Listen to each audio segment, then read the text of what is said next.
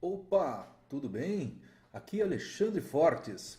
Esta é uma mensagem para você que é líder e quer saber fazer uma negociação com princípios mais poderosos. E eu vou trazer para você um pouquinho do que o professor William Ury, que é um professor da Universidade de Harvard, ensina quando ele fala sobre negociação baseada em princípios. Tem 4 princípios que são fundamentais na hora de qualquer negociação. Se você é um gerente, um diretor, ou se você é um empresário e que talvez precisa vender, precisa comprar, precisa fazer negociações com a sua equipe, com as pessoas, é muito importante olhar para esses 4 princípios que vão fazer uma diferença tremenda na sua vida como negociador e como um bom administrador de pessoas e de conflitos. O primeiro dos princípios, a gente vai falar sobre o princípio das pessoas. Esse princípio tem um processo bem simples. Você precisa entender que quando você está negociando com alguém, tem que separar esse alguém do problema. Então sempre faça o seguinte, separe a pessoa do problema.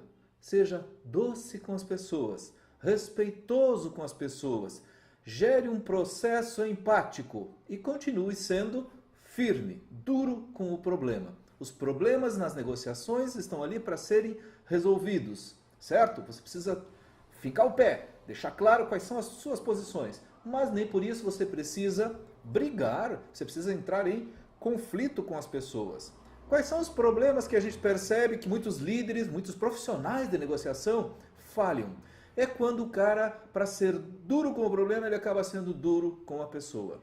Ou então ao contrário. Muitas vezes ele está fazendo negociação com uma pessoa que ele já tem uma afinidade, então ele é muito doce com a pessoa e acaba sendo muito doce com o problema, cedendo quando não precisava. Só esse princípio já muda muito. Se você quer ser um grande negociador, presta atenção nesse princípio, presta atenção nas suas atitudes quando estiver negociando e eu garanto, você vai mudar muito a sua forma de conduzir negociações. Segundo princípio, o segundo princípio a gente chama de interesses. Então assim, foca nos interesses e não foca nas posições. Mas o que são interesses e o que são posições? Vou trazer um exemplo prático.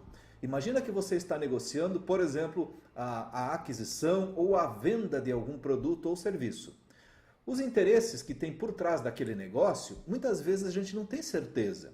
Porque você não sabe da outra parte, por exemplo, o porquê ela está negociando. O porquê ela está fazendo uma proposta para você. E esta outra parte, a outra pessoa com quem você está negociando, ela tem as suas posições. Por exemplo, ela diz para você que ela vai te pagar um preço e ela não paga mais do que aquilo ali. Então ela firma o pé naquela posição. E muitas vezes a gente perde muitas negociações, perde a possibilidade de fazer boas negociações porque nós firmamos o pé naquele negócio chamado posições. E nas posições a gente não chega a lugar nenhum.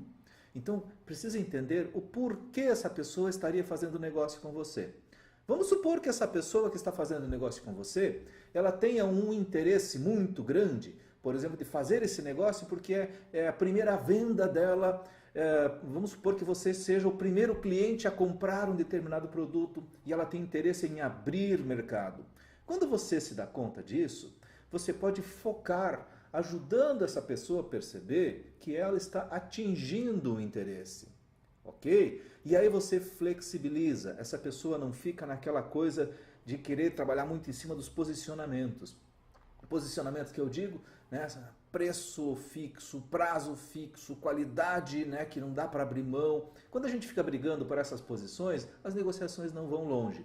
E muitas vezes volta lá para o primeiro princípio, que são as pessoas, e a gente deixa de ser duro com o problema e doce com a pessoa. Ok? Agora o terceiro princípio nos ajuda a evoluir e a melhorar muito o que eu estou falando aqui. Porque o terceiro princípio, na verdade, é o seguinte: em toda negociação, gere uma variedade de opções para ganho mútuo. Então nessa situação, por exemplo, que a pessoa diz assim, olha, no preço eu não tenho como variar. Mas você sabe que essa pessoa, por exemplo, tem seus interesses. Princípio número 2, foca nos interesses. Então você propõe diversas variáveis. Por exemplo, a quantidade, prazo, local de entrega, frete, muitas outras variáveis que numa negociação normal, muitas vezes a gente acaba deixando de lado. Entendeu? Agora sim, quando você tem uma variedade de opções, você pode fazer o que a gente chama de troca, ou seja, eu cedo nesta variável, desde que você ceda naquela variável, porque percebo que para você, por exemplo, você tem um interesse maior nesta variável, mas eu tenho um interesse maior na outra variável, e nós fazemos troca. Entra aqui um outro princípio fantástico das negociações, que é o princípio da reciprocidade. O princípio da reciprocidade tem um jeito muito simples de explicar. Toda vez que alguém lhe estende a mão, aqui um exemplo, né, das negociações, gesto tradicional das negociações, o outro também tende a lhe estender a mão da mesma forma e sempre tentando lhe recompensar. Toda vez que você conceder, por exemplo, uma posição que a pessoa gostaria que fosse daquela forma na negociação, você tendo uma variedade de opções, você pode pedir para que ele conceda alguma coisa em outra variável que talvez seja do seu interesse. Legal, não é? Para fechar todo esse raciocínio, você também precisa ter critérios. Nunca vá para uma negociação sem critérios. O que são critérios? É insistir para que o resultado seja baseado num critério muito claro sobre todas as variáveis. Ou seja, se você tem lá numa negociação 3, 4, 5 variáveis, você precisa estabelecer para cada uma dessas variáveis os seus critérios. Vou te dar um exemplo que eu uso e eu tenho usado há muitos anos quando eu vou comprar, quando eu vou trocar o automóvel do meu trabalho, do meu dia a dia. Então eu tenho alguns critérios. Por exemplo, um dos critérios que eu tenho utilizado ultimamente é o torque. Eu não compro carro com torque baixo. Ou seja, carro com torque abaixo de 25, 27, ele não vai me dar a ultrapassagem, a arrancada que eu preciso e que eu gosto quando estou dirigindo. Então um critério que já elimina qualquer negociação é se o vendedor me apresentar um carro que não tenha bom torque. Então já não tem nem negociação. Esse carro poderia vir de graça, mas ele não atende um critério. Se ele não atende o critério, a negociação nem começa.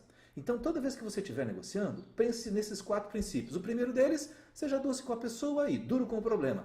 O problema provavelmente vai se apresentar em forma de variáveis, certo? Então pense quais são os seus interesses e quais são as variáveis. Quando você tiver variáveis, pelo menos 3, 4, 5, 10 variáveis, estabeleça critérios para cada uma dessas variáveis e siga esses critérios, sendo doce com a pessoa, fazendo troca, usando, por exemplo, esse princípio da reciprocidade. Só com estas dicas que você está escutando agora, eu posso lhe garantir que você se transforma num negociador altamente persuasivo e muito profissional. Respeitado pelas pessoas, pela sua equipe, pelo fornecedor, pelo cliente e, por que não dizer, pelo mercado como um todo. Se você gostou, dá um like, me acompanha aqui no canal, que tem muita coisa boa, tem muita novidade para você. Até breve, meu amigo.